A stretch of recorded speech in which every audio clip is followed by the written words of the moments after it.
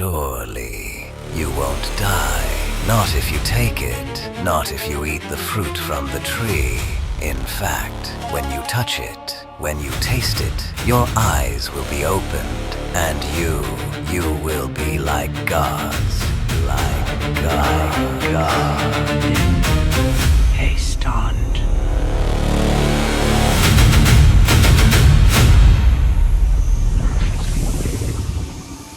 The eternal word, a light unto the ages, now revealed.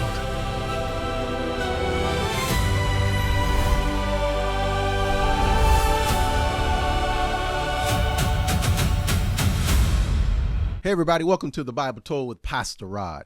Check it out. If this is your first time here, I need you to do me a favor. I need you to like this video, share it, and then subscribe. Become a part of the Bible Told with Pastor Rod family. Man, listen, y'all know what's interesting? Most people think Genesis chapter 3 is about a piece of fruit. That's what everybody remembers. Eve, the fruit, Adam, two people walking around naked. Oh, and the serpent. But honestly, the fruit was never the real danger. The real danger happened before anybody ever touched the fruit. It started with a conversation, one question, and one lie. Because that's how deception works. It don't usually come kicking the door down. It don't show up looking evil. And most of the time it sounds reasonable. It sounds logical. It sounds like something that actually makes sense. And before you know it, boom, you start questioning things that you were once completely sure about. You start looking at what God said differently. You start looking at what God warned you about differently. And suddenly, the thing God told you to stay away from starts looking like the very thing you need. Man, that's what makes this story so powerful. Because this ain't really a story about a garden. It's a story about trust. It's a story about what happens when another voice starts sounding more believable than God's voice. And before we get to the serpent, before we get to the question, before we get to the lie, you got to understand what's at stake. Because this story begins in a world with no pain, no fear, no shame, no death, no heartache, a world that was totally untouched by loss. And in just a little while, all of that is about to change.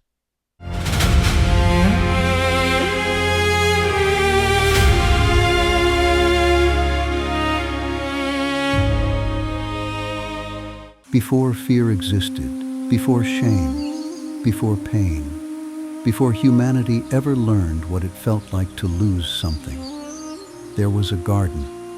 Not a small garden, not a quiet corner of the world. A paradise unlike anything humanity has ever seen since. The morning sun rose over Eden without resistance. Golden light spilled across rivers so clear you could see every stone resting beneath the surface. Water moved through the land like liquid crystal, winding through valleys untouched by drought, untouched by decay, untouched by death. Trees stretched high into the sky, massive, ancient, beautiful, their branches heavy with fruit in every season. Colors more vibrant than words could describe, life overflowing from every corner of creation. The air itself felt different, clean, pure, alive. Flowers covered the landscape in endless waves of color. Birds filled the skies above. Animals moved freely across the land without fear of one another. Nothing hunted, nothing fled, nothing suffered. Creation existed in perfect harmony, exactly as its creator intended. And in the middle of this world walked Adam, the first man. Imagine opening your eyes every morning and finding yourself surrounded by beauty, untouched by corruption. No sickness, no violence, no grief, no uncertainty, no shadow hanging over tomorrow. Every day beginning with wonder, every day ending with peace. And then there was Eve, the first woman, God's final masterpiece of creation. Together they walked through a world where nothing was broken, No arguments, no betrayal, no misunderstandings, no insecurity, no fear that one day the person beside you might leave, no fear of rejection, no fear of being abandoned, because those emotions didn't exist yet. How could they? Nothing had ever gone wrong. The world had never given them a reason to be afraid. And perhaps the most beautiful part of all wasn't the garden. It wasn't the rivers. It wasn't the trees. It wasn't even the perfection of creation itself. It was God. Because God wasn't distant. He wasn't hidden behind mystery. He wasn't someone Adam and Eve merely believed in. He was there, present, near, the creator of stars, the creator of oceans, the creator of life itself, walking among the people he loved. Can you imagine that? Never doubting whether God cared about you, never wondering where he was, never questioning his goodness, never asking if he had forgotten you, because every day his presence answered those questions before they could even form. Adam and Eve had something humanity has spent thousands of years searching for: complete peace, complete belonging, complete trust. They were fully known and fully loved. Nothing to hide, nothing to prove, nothing to earn. No masks, no pretending, no version of themselves they felt pressured to become. Just life as it was always meant to be. This was paradise, not because it was beautiful, though it was, not because it was perfect, though it was. It was paradise because nothing stood between humanity and God, and for a time, that was enough. Then one day, a voice entered the garden, and everything changed. For a long time, nothing changed. The rivers still flowed, the trees still swayed gently beneath the wind, the songs of creation still filled the garden from morning until evening, and every day looked very much like the day before.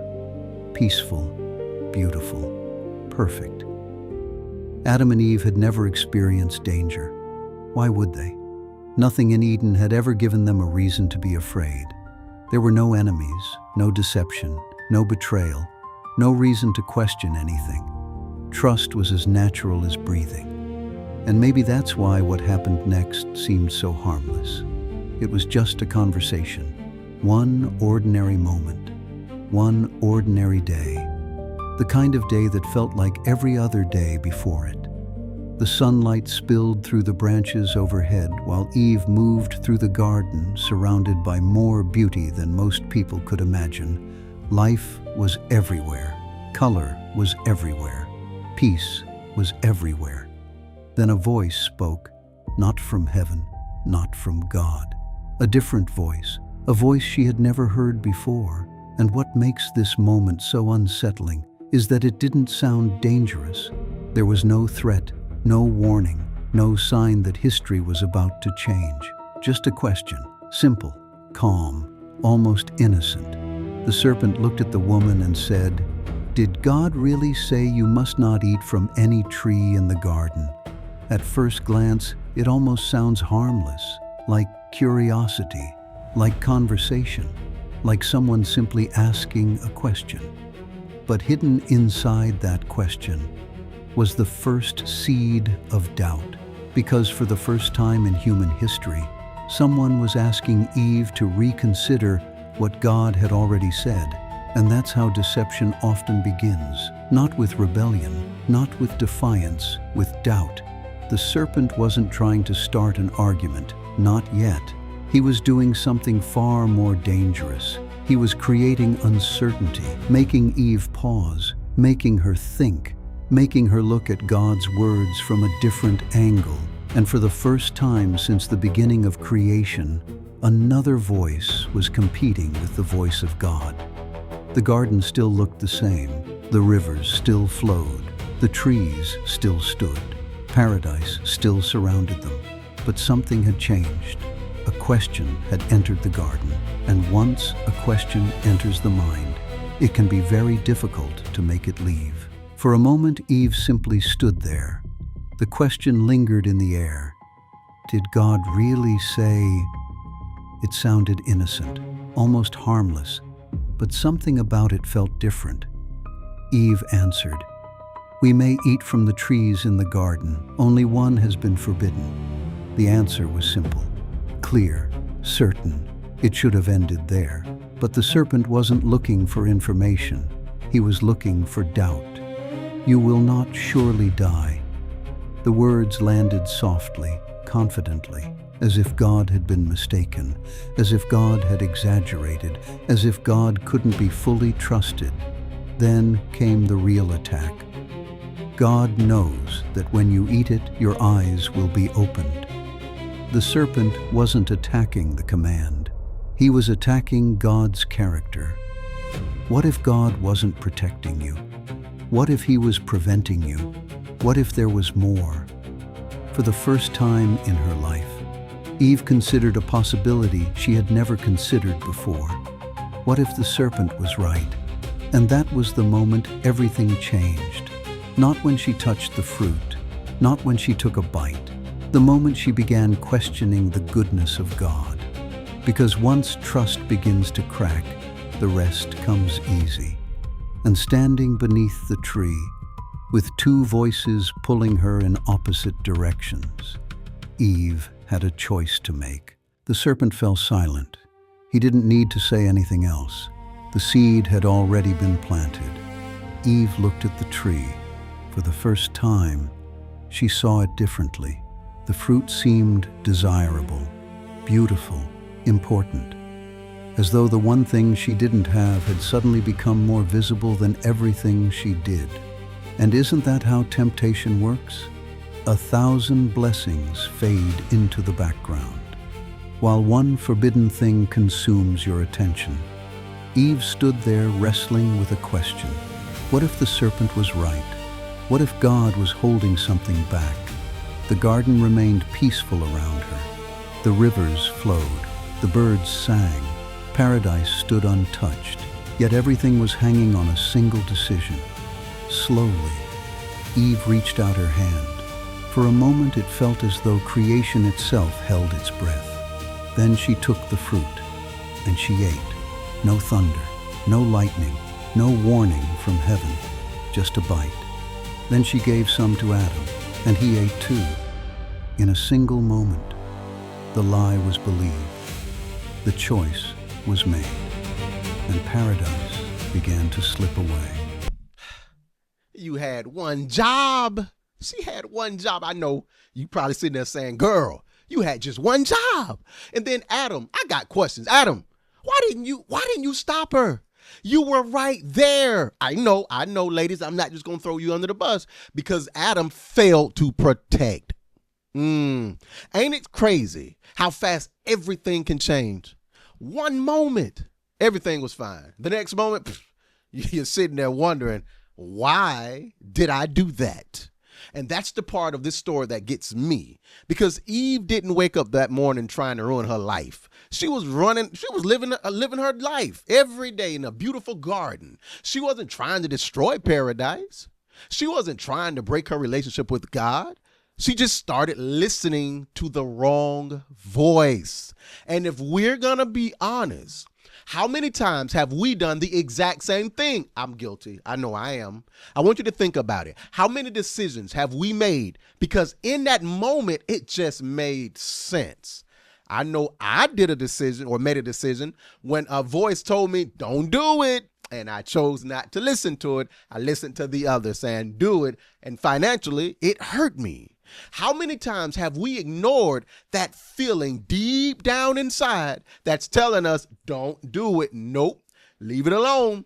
Leave this person alone. Walk away from that decision." But we keep moving anyway because the thing we wanted started looking bigger than everything we already had. Man, that's what hits me the most about Eve. She was standing in a beautiful paradise. Girl, paradise. You had everything you needed was literally around you. She could have eaten from any tree. She had, y'all, something that we are yearning for, the presence of God. She had peace. She had purpose. She had love. She had security. And somehow, one thing she didn't have became more important than everything she had. Woo-hoo. And today, that's still happening. People lose marriages over that. They think the grass is greener on the other side. Well, that man got a bigger chest than my husband. He got old dad bod. But when you get over here, you realize this ain't nothing what you thought it was going to be. People lose friendships over stuff like that. You lose years over your life over stuff like that. Not because it's evil, not because these people are trying to self-destruct, but because for one moment, the wrong thing actually starts looking right.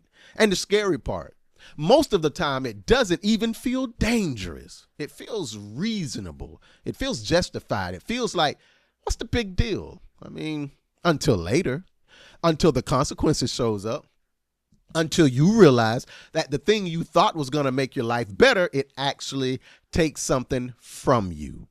And that's where Adam and Eve is right now. Because the bite, it done already happened. Oh, she done made the choice. She touched it, she ate, and watch this. And they still don't realize that they're lost. Not yet, but they're about to. And what happens next is one of the saddest moments in all of Scripture. For a moment, nothing happened. The garden remained silent. The rivers still flowed through Eden. The wind still moved through the trees. The sun still shined across the land. Everything looked exactly the same, at least on the outside. But inside, everything had changed. The serpent had promised their eyes would be opened, and now they were, just not in the way they expected. Suddenly, Adam and Eve became aware of something they had never experienced before. Themselves, not as God created them, but through the lens of shame. For the first time in human history, they felt exposed, vulnerable, uncomfortable. The innocence that had once surrounded them was gone, and where peace had existed, something new had taken its place. Fear. Can you imagine how confusing that must have been? One moment they were standing in complete freedom. The next, something inside them felt broken. No one had taught them shame. No one had taught them guilt. No one had taught them how to hide. Yet somehow, they knew something was wrong. The realization hit them like a wave, and instinctively, they did what humanity has been doing ever since. They covered themselves, not because God told them to, not because someone demanded it, because shame always makes people hide. Quickly, they gathered fig leaves, trying desperately to cover what they suddenly felt exposed by, trying to fix something they didn't fully understand, trying to regain something that had already been lost. And maybe that's one of the saddest details in the entire story.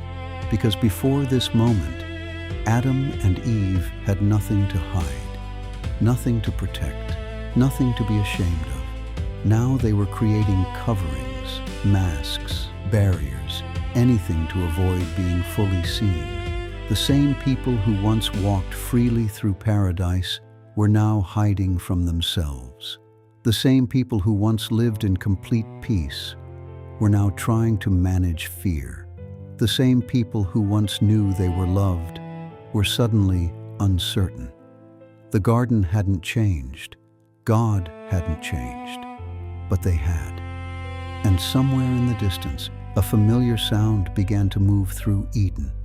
A sound Adam and Eve had heard countless times before. The sound of God walking in the garden. Once, that sound brought joy. Now, it brought fear. And for the very first time, the people God created to walk with him wanted to run.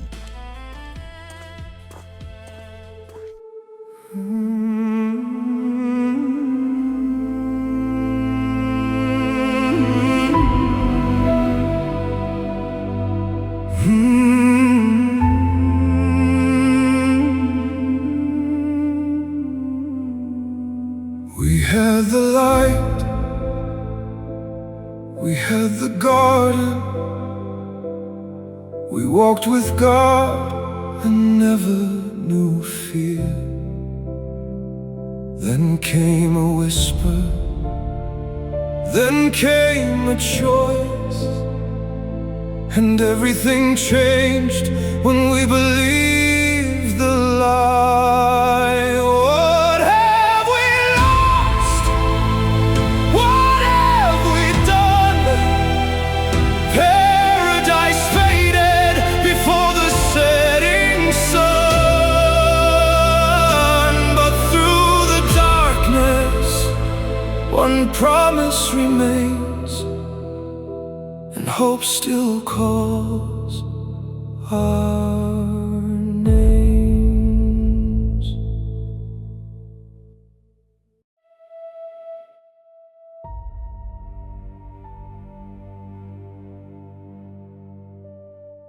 God turned to Adam, and Adam spoke, but instead of confession came blame. The woman you gave me. Just moments earlier, Eve had been his greatest gift. Now she had become his excuse. And the blame didn't stop with Eve. It reached all the way to God. The woman you gave me. Then God turned to Eve. What is this you have done? The serpent deceived me. Adam blamed Eve. Eve blamed the serpent. And for the first time in human history, everyone was looking for someone else to carry the responsibility. Only moments earlier, they had lived in perfect unity. Now the cracks were everywhere. The lie had promised freedom. Instead, it produced fear. The lie had promised wisdom. Instead, it produced shame. And standing in the middle of Eden, Adam and Eve began to understand. The serpent had never shown them a better life, more freedom. He had only shown them a faster way to lose the one they already had. It cost them paradise. The garden that had once been their home was now behind them. Every step carried Adam and Eve farther from the world they were created to live in, farther from the life they once knew, farther from Eden. The lie had promised something better, but all it left behind was loss. Yet even then, God was not finished. Before they left, He covered them. The very God they had run from was still caring for them. The very God they had doubted was still showing them mercy. And in the middle of humanity's greatest failure, God gave a promise that one day the serpent would not win, a promise that one day what was lost would be restored. Paradise was gone, but hope remained, and the story of redemption had already begun.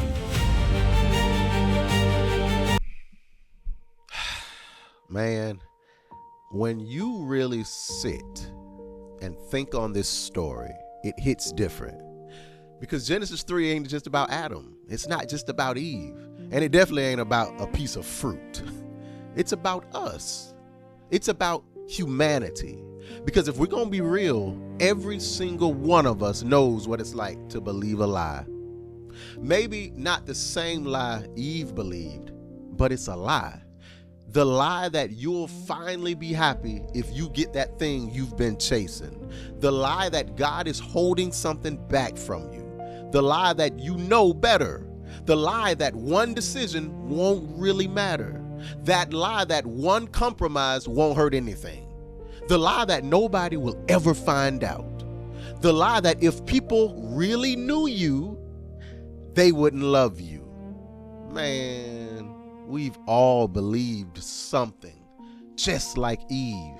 And most of the time, it doesn't sound dangerous when it first shows up. It sounds reasonable. It sounds justified. It sounds like, man, that makes sense. And that's why deception works. Because if lies looked like lies, well, then nobody would believe them. But here's the part of the story that always get me. Because the moment Adam and Eve realized what they've done, they ran. They tried to hide. And humanity has been doing the very same thing ever since. We hide behind our success. What are you hiding behind? Are you hiding behind your money? Are you hiding behind a relationship? Are you hiding behind distractions? You see, we hide behind versions of ourselves that we hope people will accept. Anything to avoid being fully seen. Anything to avoid dealing with what's really going on in the inside. And watch this. God still came looking for them. I want you to think about that. After everything they did, he still came looking for them. After the lie, after the failure, after the shame, they're trying to hide themselves, cover themselves up. But God still came looking for them. He said, where are you? Not because he didn't know. Oh, he's God. He knew exactly where they were, but because he wanted them. And maybe somebody watching this needs to hear that. Maybe you've been running. Maybe you've been trying to hide. Maybe you've convinced yourself that you've gone too far, that you've messed up too many times, that God is finished with you. But as we just saw, Genesis chapter 3 says different, because the same God who walked through the garden looking for Adam and Eve is still pursuing people today. The same God who covered their shame because they didn't even know how to do it properly. He say, even though you disobeyed, let me cover you properly. He's still offering grace today. The same God who gave a promise in the middle of humanity's worst failure is still keeping that promise. And that's why Genesis 3 isn't just the story of paradise lost. It's the beginning of the story of paradise restored. Because from the moment humanity fell, God was already making a way back. Remember, before the foundations of the world, the Lamb was slain. God had already had a plan. And maybe that's the real lesson. The lie was powerful. The damage was absolutely real. And the consequences were devastating. But God's mercy was greater. And it still is. Oh, and remember, when the world is still trying to figure things out, the Bible told it first.